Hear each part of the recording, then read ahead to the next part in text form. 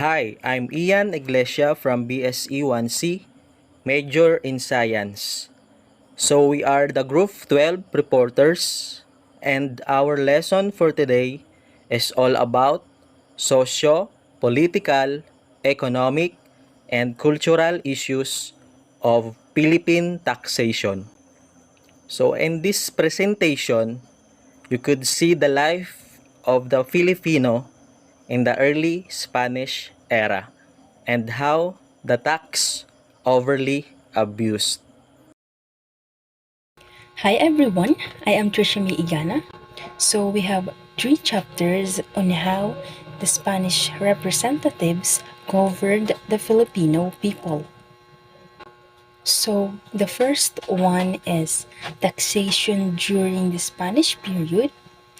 The next one is revolts against the tribute. And the last one is tax reform of 1884. So during the taxation of Spanish period, taxes imposed by the Spanish government in the Philippines.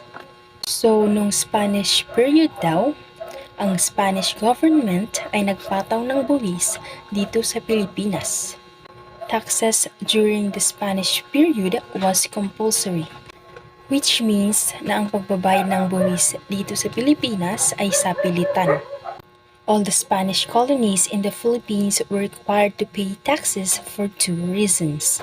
The first one is as recognition of Spain's sovereignty over the colonies.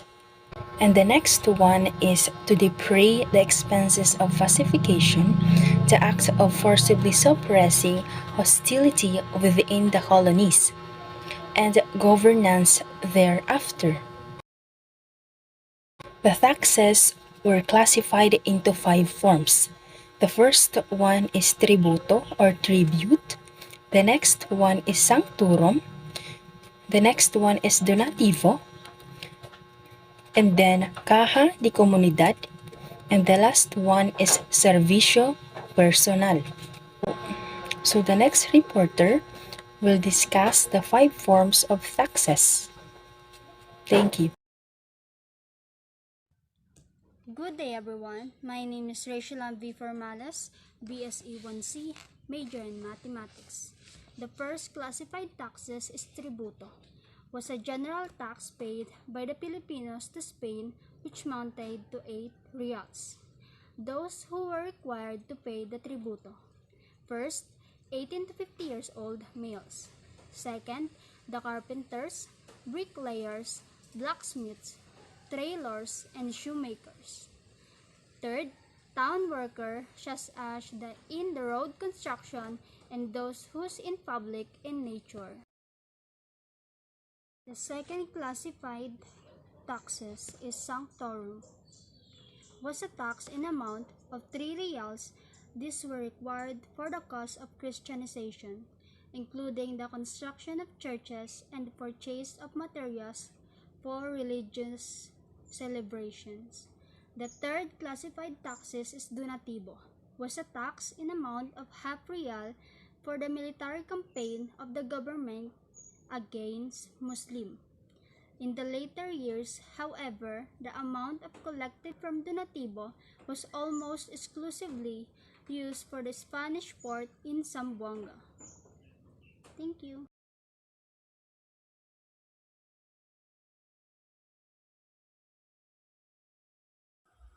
Good day, everyone. I am Jonaline Jameral, and I assigned to report about the foreign revolution during the implementation of taxes. The first one is Cagayan and Dangras revolts in 1589. The Cagayan and Dangras revolts against the tribute occurred on Luzon in the present day provinces of Cagayan and Ilocos Norte in 1589. The native rose in revolt over alleged abuses by tax collectors, including the collection of unjust taxes. Led by Ilocanos, Ibanags, and other Filipinos who were abused by tax collectors.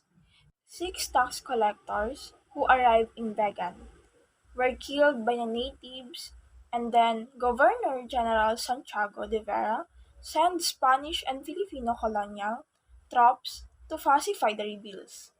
The rebels were pardoned in the end, and through these revolts, the Philippine tax system was reformed. Agustin Sumoroy's Revolt 1649 to 1650 started on June 1, 1649 in Palapag in today's northern Samar. Sumoroy was a Waray native and have led his fellow workers who were under forced labor to revolt against the Spaniards. The revolt was triggered when the town mayor sent Waray to shipyard in Cavite. Contrary to the directive of the government of Manila that all natives subject to the Polo Y Servicio would not be sent to distant places from their hometown to do forced labor. Sumuroy was later captured and executed in June 1650 that led to the eventual defeat of the revolts. Hi, I'm Florence Jane Sulivas Ignacio from BSED 1C. Today I'm going to discuss the revolt against the tribute. First is Maniagos Revolt, 1660. It was an uprising in Pampanga during 1660s named after its leader Don Francisco Maniago. The revolt was initially caused by Kapampangan's protest against the tribute, forced labor, and rice exploitation, later became a struggle to free from natives from Spanish rules. They were made to work for 8 months under unfair conditions and were not paid for their labor. Next is Malong's Revolt, 1660 to 1661. On December 15, 1660, Andres Malong raised a revolt in Pangasinan. It was coaxed by the rebels of the Kapampangans because they have experienced the same abuses by the Spaniards.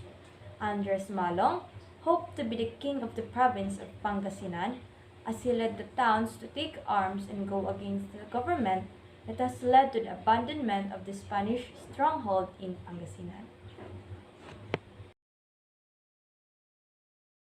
And lastly, the tax reform of 1884.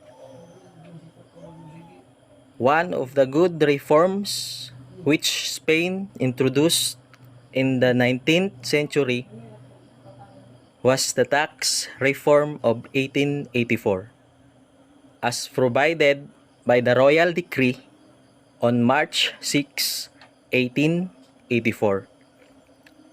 This tax reform contained two important provisions. One is abolition of the hated tribute and its replacement of cedula tax. Second is reduction of the 40-day annual forced labor or polo y servicio to 15 days. Cedula personales were first issued based on the royal decree on March 6, 1884. All men and women residents of the island, Spaniards, foreigners, and native who are over 18 years old were required to obtain cedula. The only exceptions were the Chinese, who were required to pay another poll tax or remontados infiles.